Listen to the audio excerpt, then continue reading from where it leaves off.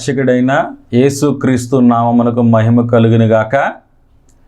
మీ అందరికీ నా యొక్క హృదయపూర్వక వందనాలు తెలియజేస్తున్నాను. అందరూ బాగున్నారండి? అందరూ బాగున్నారనుకుంటున్నాను. ఈ కార్యక్రమాలు మీకు దీవెనకరంగా ఉన్నట్లయితే మీ యొక్క స్పందన మాకు కూడా తెలియజేయండి. మీ ప్రార్థన అవసరతలు ఏదైనా ఉన్నట్లయితే మాకు తెలియపరిచినట్లయితే మీ కొరకు మేము కూడా ప్రార్థన చేస్తాం. ఈ హోలీ గాడ్ గాస్పల్ అనే టీవీ కార్యక్రమాలు, holy God AG church Velpur అనే యూట్యూబ్ ఛానల్లో కూడా ఈ కార్యక్రమాలు ఉంటాయి. అక్కడ కూడా మీరు ఈ యొక్క సందేశాలు వినొచ్చు. కాబట్టి మీరు ఎవరైనా సరే మీ యొక్క సెల్ ఫోన్లో హోలీ గాడ్ ఏజీ చర్చ్ అనే యూట్యూబ్ ఛానల్ సబ్స్క్రైబ్ చేసుకోండి. ఈ యొక్క వాక్యాలు కూడా అక్కడ మీకు వస్తాయి. దేవుని యొక్క వాక్యము కొద్ది సమయం చూసుకుందాం. ఇక్కడ మొదటి సమూయేలు గ్రంథం 24వ అధ్యాయం. సౌలు ఇశ్రాయేల్ అందరిలో నుండి 3000 మందిని ఏర్పరచుకుని వచ్చి కొండ మేకలకు వాసమగు శిలాపర్వతమగు దావీదును అతని జనులను వెతుకుటకై బయలుదేరును. ఇక్కడ సౌలు ఏం చేశాడంటే దావీదును వెతకడం కోసం, అంటే దావీదును చంపడం కోసం ఆయన వెతుక్కుంటూ ఆయన 3000 మంది తీసుకుని ఆయన ప్రయాణం చేస్తూ వచ్చాడు. దావీదు మీద ఆయనకి మొదట్లో అసలే దావీదంటే ఇష్టం కలిగినటువంటి వ్యక్తే. ఆ రోజున దావీదు గొలియాతుని జయించినప్పుడు ఇశ్రాయేలులో ఎవరు వెళ్ళలేదు. ఆ గొలియాతుని చూసి అందరూ భయపడ్డారు. కానీ ఆ గొలియాతుని జయించాడు దావీదు. ఆ జయించినప్పుడు ఇశ్రాయేలు అందరికి రక్షణ వచ్చింది. అక్కడి నుంచి దావీదు ఒక నాయకుడిగా గుర్తింపబడి రాజ్య సంబంధమైనటువంటి ఆ వ్యవహారాలన్నీ కూడా ఆయన చూసుకునేవాడు. బాగానే ఉండేది.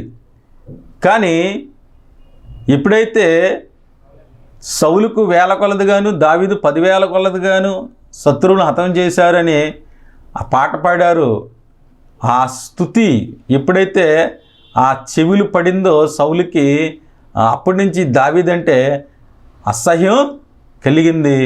మత్సరం అనేది ఏర్పడిందనమాట. అంటే ఇతడు రాజ్యం తప్ప ఇంకేం తీసుకుంటాడు నా దగ్గర నుంచి అని అతన్ని చంపేయాలి అన్న మత్సరంతో నిండిపోయాడు సౌలు. ఈ రాజ్యాన్ని తీసేసుకుంటాడు దావీదు, నన్ను ఏదో రీతిగా మోసం చేస్తాడు, లేకపోతే చంపుతాడు, లేకపోతే ఇంకోటి ఏదో రీతిగా సౌలు భయపడ్డాడు. దావీదు గురించి సౌలు భయపడి చంపేయాలి అని అప్పటి నుంచి తరుముతూ మొదలెట్టాడు. ఇక్కడ మనకి 23వ అధ్యాయం 14వ వచనంలో కనపడే సౌలు అనుదినము అతనిని వెతికినను దేవుడు సౌలు చేతికి అతన్ని అప్పగించలేదు. ఇక్కడ సౌలు అంట అనుదినము వెతికాడంట దావీదుని చంపాలని, అనుదినము వెతికాడంట. కానీ దేవుడంట దావీదుని అప్పగించలేదంట. దేవుని స్తోత్రం, హల్లెలూయా.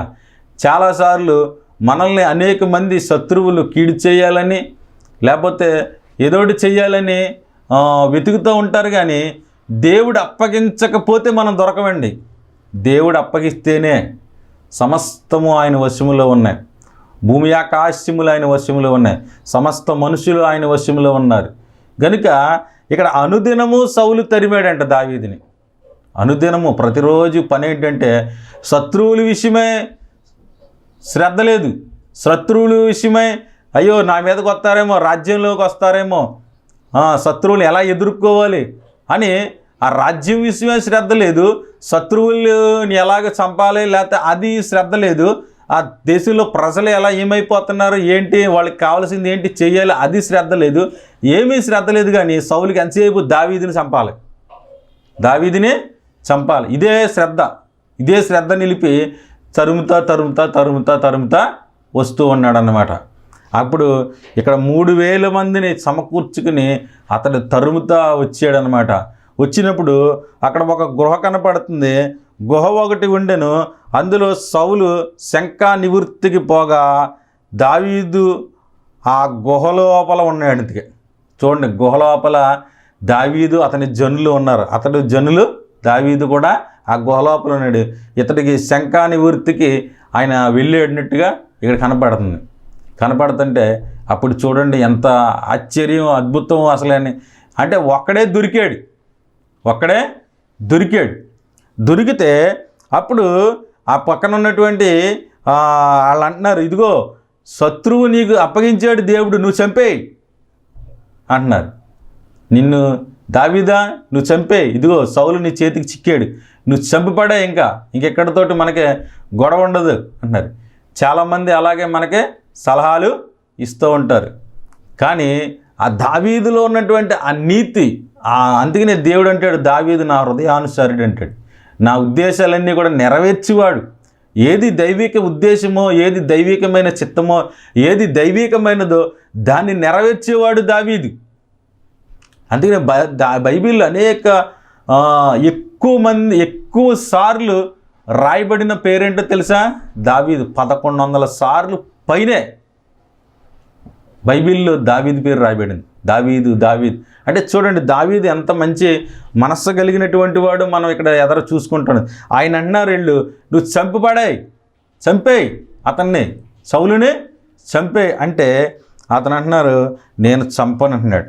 నేను చంపను, నా శత్రువు నా చేతికి దొరికినా నేను ఎందుకంటే దావీదుని చంపడానికి సౌలు వచ్చాడు. సౌలు అనుకోకుండా ఆ గుహలోకి వెళ్ళిన తర్వాత ఆ గుహలో దావీదుతో పాటు అనేక వందల మంది ఆ గుహలో ఉన్నారు. కానీ సౌలుని నేను చంపను అంటున్నాడు. చంపను అనకుండా ఆయన అన్నాడు, ఇతడు యెహోవా చేత అభిషేకం నొందినటువంటి వాడు. దేనికి భయపడుతున్నాడు దావీదు అంటే, ఇతడు యెహోవా చేత అభిషేకము నొందినటువంటి వాడు, దేవుని చేత అభిషేకము నొందినటువంటి వాడిని నేను చంపను అంటున్నాడు. అతన్ని నేను చంపను, అతను దేవుని చేత అభిషేకము నొందినటువంటి వాడిని నేను చంపను. దేవుని చేత అభిషేకము నొందినటువంటి వాడిని చంపి నిర్దోషి ఎగుట ఎవనికి సాధ్యం అంటాడు మరొక దిక్కున. అంటే చూడండి, దేవునికి భయపడుతున్నాడు దావీదు. ఎవరికి భయపడుతున్నాడంటే మనుషులకు భయపడట్లేదు, లేకపోతే రాజుకు భయపడట్లేదు, అక్కడ ఉన్నటువంటి శత్రువులకి, అక్కడ ఉన్నటువంటి అతనికి ఉన్నటువంటి స్నేహితులకి భయపడట్లేదు. కానీ ఎవరికి భయపడుతున్నాడంటే దేవునికి భయపడుతున్నాడు. మనము కూడా ఎవరికి భయపడాలంటే దేవునికి భయపడాలి. అంతేగాని మనుషులు ఎంతకాలం మనతో ఉంటారు? 100 మంది మంచోళ్ళు అంటే మనం మంచోళ్ళం అయిపోతామా? 100 మంది చెడ్డలు అంటే మనం చెడ్డలం అయిపోతామా? మనం ఎవరికి భయపడాలంటే దేవునికి భయపడాలి. దావీదు ఎవరికి భయపడుతున్నాడంటే దేవునికి భయపడుతున్నాడు. యెహోవా అభిషేకము నొందినటువంటి వాడిని నేను చంపను. చూడండి, దేవుని చేత అభిషేకము నొందినటువంటి, ఒకవేళ అతను చెడు రీతిగా బ్రతుకుతున్నాడు, ఈరోజు నన్ను చంపడానికి రాస్తున్నాడు, అయినా సరే నేను చంపను. దేవునికి స్తోత్రం, హల్లెలూయా. దావీదు ఉన్న గొప్పతనం చూడండి. అతడు ఎలా ఆలోచించాడో చూడండి. నేను చంపను. చాలామంది దేవుని చేత అభిషేకము నొందినటువంటి వారిని చాలామంది తిడతారు అన్నమాట. చాలామంది దేవుని సేవకులను చాలామంది ఎన్నో వ్యర్థమైన మాటలు మాట్లాడతారు.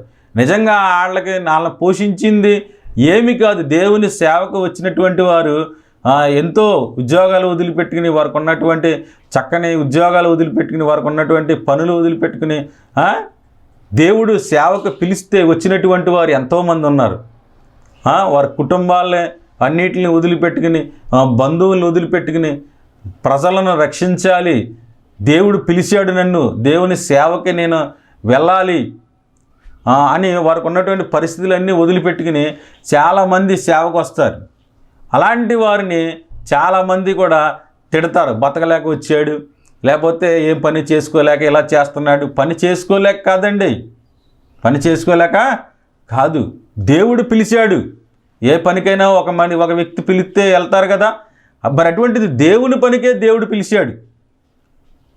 సౌలు ఈ లోక సంబంధంగా ఉన్నప్పుడు దేవుడే తన ప్రజలను పరిపాలన చేయడానికి సౌలుని దేవుడు పిలిచాడు. అందుకనే దేవుని చేత అభిషేకం నొందినటువంటి వాడిని నేను చంపనన్నాడు. దేవుని చేత అభిషేకం నొందినటువంటి వారిని మనం ఎటువంటి దూషణ అనేది చేయకూడదు, ఎటువంటి కీడు వారికి కల్పించకూడదు.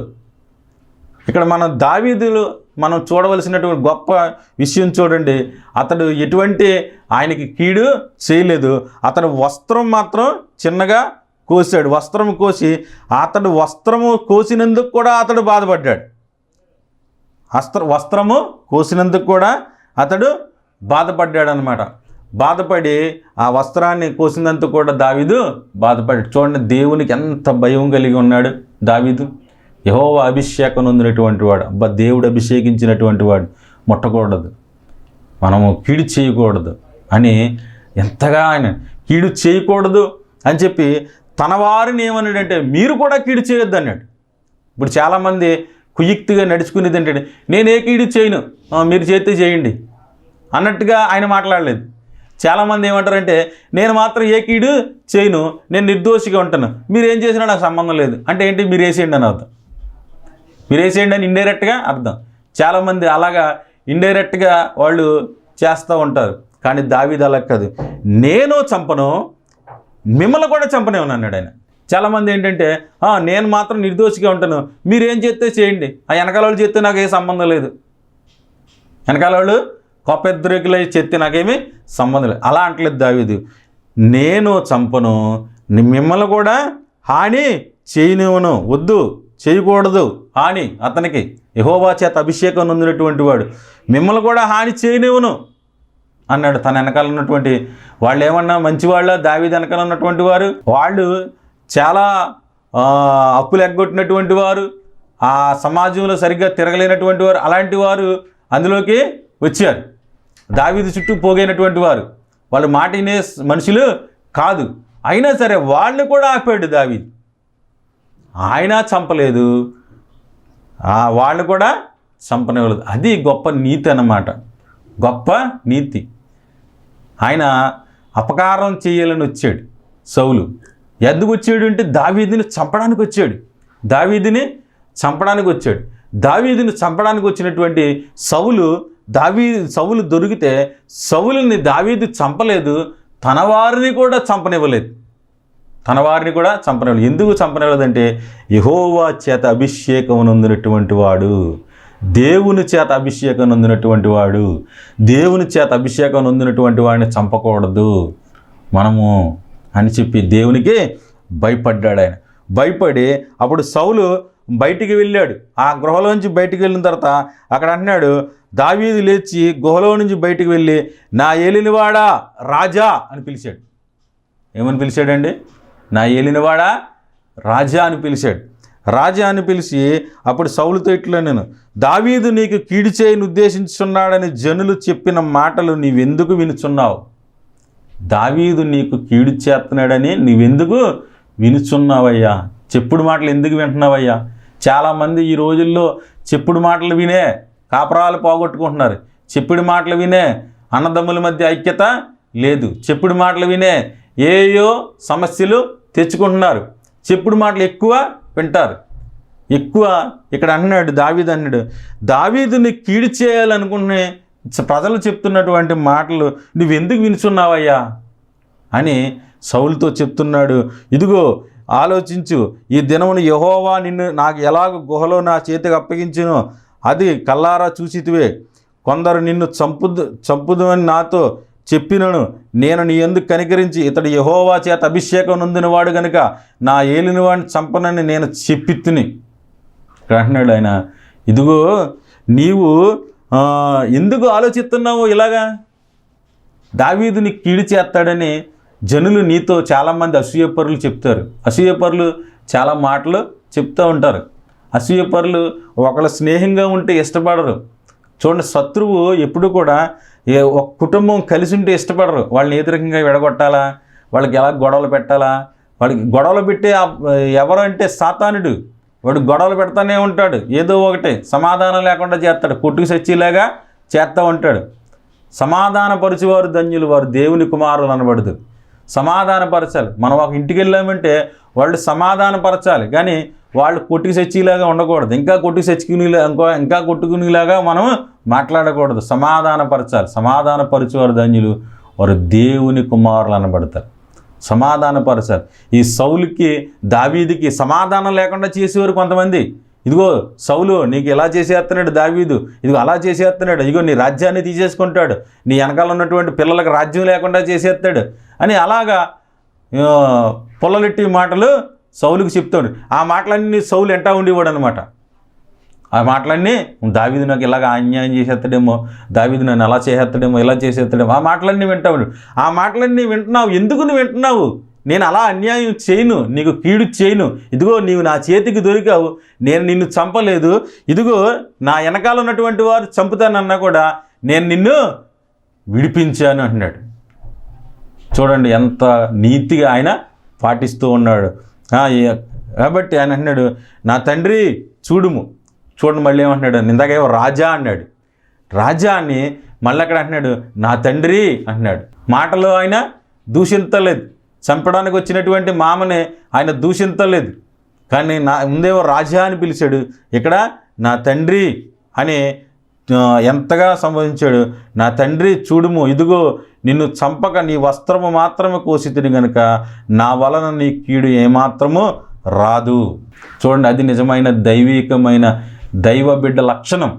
మనము ఎవరికి కీడు చేసేవారుగా ఉండకూడదు, ఎవరిని చంపేవారుగా, ఎవరికి అన్యాయము చేసేవారుగా, ఎవరికి ఏ విధమైనటువంటి నమ్మక ద్రోహం చేసేవారుగా మనము ఉండకూడదు.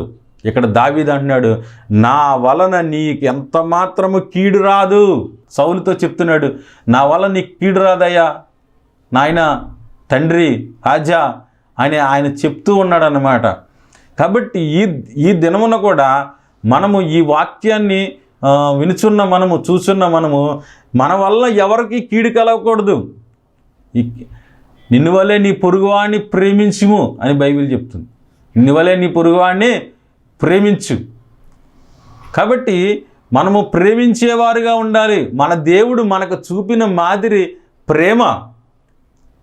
యేసు ప్రభు వారు సిలువలో ఆయన వేలాడుతూ ఆయన ఎన్ని గాయాలంటే చాలా గాయాలు పడ్డాడు. ఆయన 5480 గాయాలు ఉన్నాయంట ఆయన శరీరంలో. 150 పెద్ద పెద్ద తీవ్రమైన గాయాలు వెనక భాగంలో ఉన్నాయంట. అంటే చూడండి, అంతటి శ్రమలో కూడా ఆయన ఏం చూపిస్తున్నాడో మనకు మాదిరి అంటే, తండ్రి వీరేమి చేస్తున్నారో ఎరుగరు గనుక వీరిని క్షమించుము. అది ఆయన ఇంకొక మాట మాట్లాడచ్చు, ఇంకోటి ఏదన్నా అనొచ్చు, కానీ వీరిని క్షమించుము అని ఆయన ప్రార్థన చేశాడు.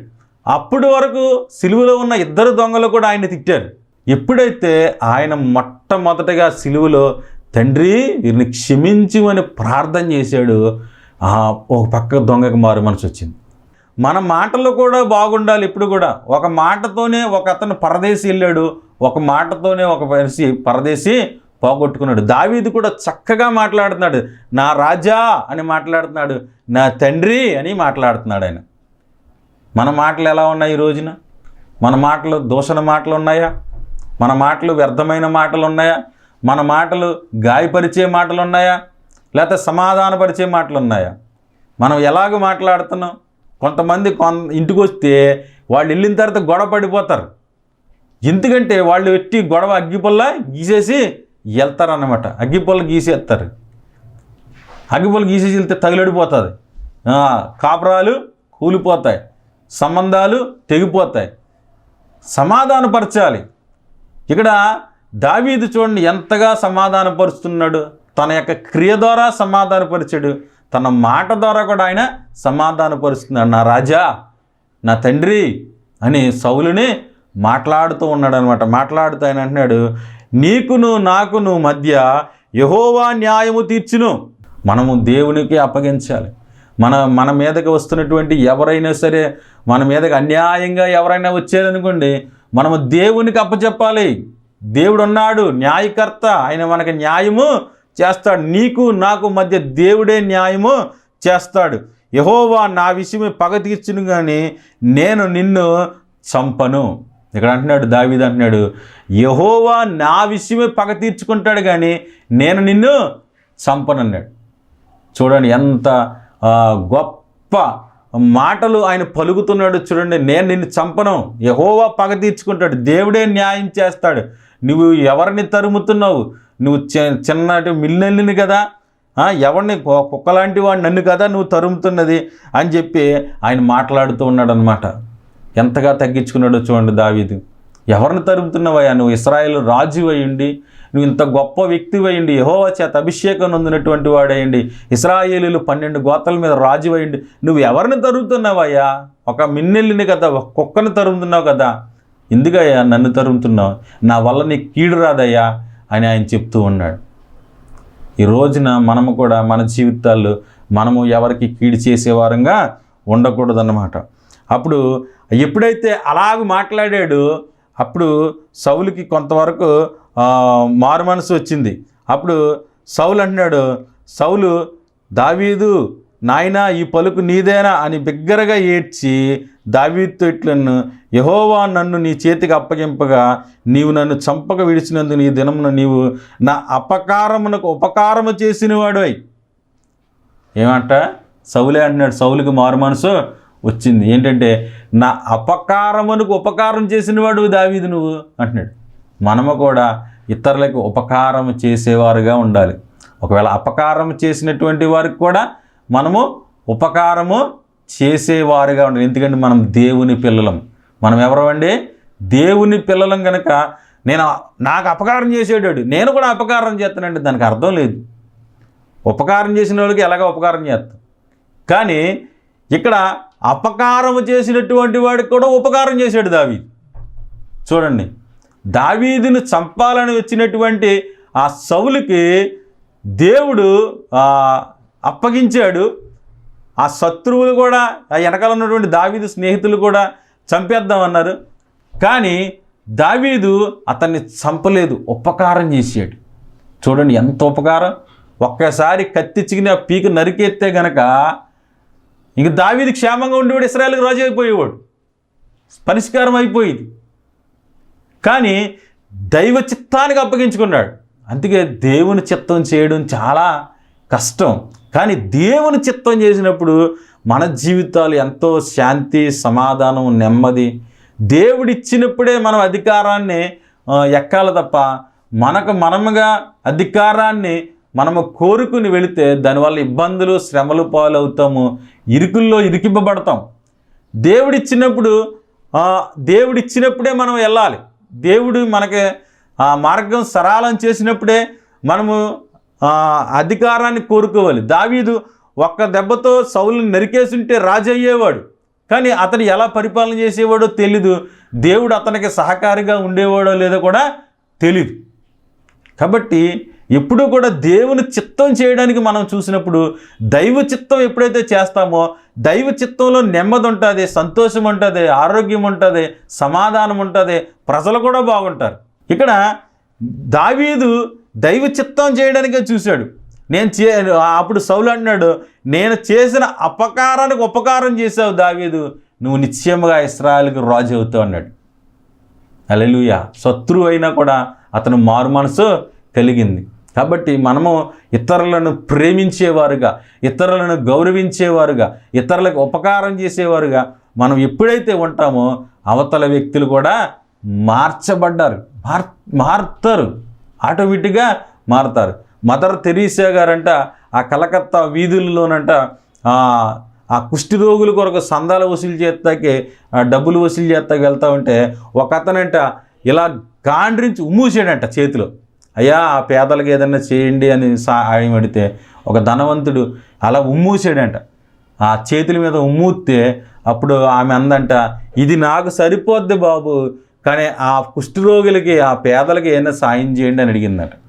ఎప్పుడైతే అలా అడిగిందో అతని హృదయము కరిగిపోయి ఆయన డబ్బులు దానం చేసేటంట. అలాగే మన జీవితాల్లో కూడా మనం ప్రభువును చూపిన మాదిరి, మనకు భక్తులు చూపిన మాదిరి ప్రకారం మనము జీవించినట్లయితే కష్టమే, దైవ చిత్తం చేయడం కష్టమే. కానీ కష్టమైన దైవ చిత్తాన్ని చేస్తే అది నెమ్మది, అదే సంతోషం, అదే ఆనందం. ఇక్కడ దావీదు దైవ చిత్తం చేయడానికే చేశాడు. నన్ను చంపడానికి వచ్చినా నేను చంపను, యెహోవా చేత అభిషేకం నొందినటువంటి వాడిని నేను చంపనివ్వను, ఎవరిని కూడా చంపనివ్వను అని చెప్పి ఆపినందుకు సౌలుకి కొంతవరకు అతనికి మార్పు కలిగిందనమాట. ఆయన అంటున్నాడు, ఇదిగో నాయన నీవు ఇశ్రాయేలుకి రాజు అవుతావు నాయన అని సౌలే చెప్పాడనమాట. కాబట్టి దేవుడు మనకి ఎవరైనా కీడు చేయాలని ఉద్దేశిస్తే మనము వాడికి మేలు చేసేలాగా, వాడికి సహాయం చేసేలాగా, వాళ్ళకి మంచి చేసేలాగా మనం గనక మాట్లాడి మన చేతనైనంత ఉపకారం వారికి చేయగలిగితే గనక వారు ఖచ్చితంగా మారు మనసు పొందుతారు. దేవుని ఉద్దేశాలు ఎప్పుడు కూడా మంచివే. దేవుడే పగ తీర్చుకుంటాడు, నేను పగ తీర్చుకోను. దేవుడే నా విషయమై న్యాయం చేస్తాడు, నేనేమి చేయను. నేను కుయుక్తిగా నడుచుకోను, నేను వంచనగా బ్రతకను, నేనేమి చేయను, దేవుడే నాకు న్యాయం చేస్తాడు అన్న దావీదును దేవుడు హెచ్చించాడు. ఇశ్రాయేలులు 12 గోత్రాల మీద దావీదు రాజు అయ్యాడు. ఒక గొర్రెలు మేపుకునే వ్యక్తి, గొర్రెల దొడ్డులో నుంచి వచ్చినటువంటి వ్యక్తి ఇశ్రాయేలులు 12 గోత్రాల మీద రాజు అయ్యాడు. దేవునికి అప్పగించుకున్నాడు కనుకనే దావీదు అంత గొప్ప వ్యక్తి అయ్యాడు. దైవ చిత్తానికి లోబడ్డాడు కనుకే దావీదు అంత గొప్ప రాజు అయ్యాడు. ఒకవేళ దైవ చిత్తానికి లోబడకుండా దొరికిన సౌలుని నరికేసి ఉంటే అంత గొప్ప రాజు అయ్యేవాడు కాదు, మనకలాగా సాధారణమైన మనిషి అయ్యేవాడు. కానీ దైవ చిత్తాన్ని చేశాడు ఆయన ఎప్పుడు కూడా. దేవుడే యెహోవా అభిషేకించు వాడిని ముట్టను, దేవుడే నా విషయంలో పగ తీర్చుకుంటాడు. ఈ రోజున ఈ వాక్యం మరి చూస్తున్నా వింటున్నా సహోదరులు ఎవరైనా సరే దేవుడే చూసుకుంటాడు మన విషయాల్లో. దేవుడు చూస్తున్నాడు, చూసే దేవుడు యేసయ్య చూస్తాడు. ఆయన మనకు కావలసిన ప్రతి అక్కర ప్రతి అవసరత తీరుస్తాడు. మన ఎడల ఎవరైనా అక్రమంగా అన్యాయంగా నడుచుకున్నట్లయితే దేవుడే చూసుకుంటాడు. కనుక దేవునికి అప్పగిద్దాం. దావీదు దేవునికి అప్పగించాడు. దేవునికి అప్పగించినటువంటి దావీదు చివరికి రాజు అయ్యాడు. ఇశ్రాయేలు 12 గోత్రాల మీద ఆయన రాజు అయ్యి ఆయన పరిపాలన చేశాడు. కనుక దేవునికి అప్పగిద్దాం. నీ సమస్య ఏదైనా, నీ ఇబ్బంది ఏదైనా, నీ యొక్క అక్కర ఏదైనా దేవునికి అప్పగించు. ఈ దినాన దేవునికి అప్పగిస్తే ఖచ్చితంగా దేవుడు నీకు మేలు చేస్తాడు. కనుక ఈ సందర్భాన్ని మీరు కూడా చదవండి ఇంటికాడ ఉన్నప్పుడు. ఆ యొక్క 1 సమూయేలు గ్రంథం 24వ అధ్యాయం చదివితే చాలా విషయాలు దేవుడు ఇంకా మాట్లాడతాడు. సమయాన్ని బట్టి నేను ఎక్కువ చెప్పలేకపోతున్నాను కనుక మీరు కూడా దేవుని యొక్క వాక్యాన్ని చదవండి. ఆ చదివినప్పుడు ఇంకా మంచి విషయాలు దేవుడు, పరిశుద్ధాత్మ దేవుడు మీతో కూడా మాట్లాడతాడు. కనుక దావీదు ఎలా అయితే దైవ చిత్తాన్ని చేయడానికి నిర్ణయం తీసుకున్నాడో మనం కూడా దైవ చిత్తాన్ని చేయడానికి నిర్ణయం తీసుకుంటే దేవుడు దావీదుని ఆశీర్వదించిన దేవుడు మనల్ని కూడా ఆశీర్వదించి దీవిస్తాడు. దేవుడి మాటలు దీవించునుగాక. ఆమేన్. చిన్న ప్రార్థన చేద్దాం. పరిశుద్ధుడు అయిన మా తండ్రి, కృపగలిగిన యేసయ్యా స్తోత్రాలు. ప్రభా, ఈ సౌలు దావీదు యొక్క ఈ సన్నివేశం అంతా మా ముందు నుంచినందుకు స్తోత్రాలు. మరి సౌలు చంపాలని వచ్చినా కూడా, దావీదుకి మరలా సౌలు దొరికినా కూడా చంపకుండా దావీదు ప్రభువా నాయన వదిలిపెట్టాడు. నాయన యెహోవాయే దేవుడే నీకు న్యాయం తీరుస్తాడని వదిలిపెట్టేశాడు నాయన. ప్రభువా నాయన అలాగూ వదిలిపెట్టిన దావీదుని ఆశీర్వదించిన దేవుడు ప్రభువా, మేము కూడా మా విషయాలు, మా పగలు, మా యొక్క ఉన్నాయన్నీ కూడా నీకే అప్పగిస్తున్నాం నాయన. మరి కార్యక్రమాన్ని చూస్తున్న వారిని దీవెనకరంగా చేయండి, దీవించండి, ఆశీర్వదించండి, మేలు చేయండి, సహాయం దయచేయండి. ఎవరు ఏ ఇబ్బందుల్లో ఉన్నారో మాకు తెలీదు, వారిని కూడా నీవే కాపాడి నీ చేతులుగా అప్పగిస్తూ సమాధానం వారి జీవితాల నుంచి, నెమ్మది వారి జీవితాల నుంచి దావీదుని ఆశీర్వదించిన దేవుడా, ఈ కార్యక్రమాన్ని చూస్తున్న వారిని కూడా దీవించి ఆశీర్వదించమని ప్రభువును రక్షకుడు నజరేయుడైన యేసుక్రీస్తునామమున ప్రార్థన చేస్తున్నాం పరమ తండ్రి. ఆమేన్. ఆమేన్. అందరికీ వందనాలండి.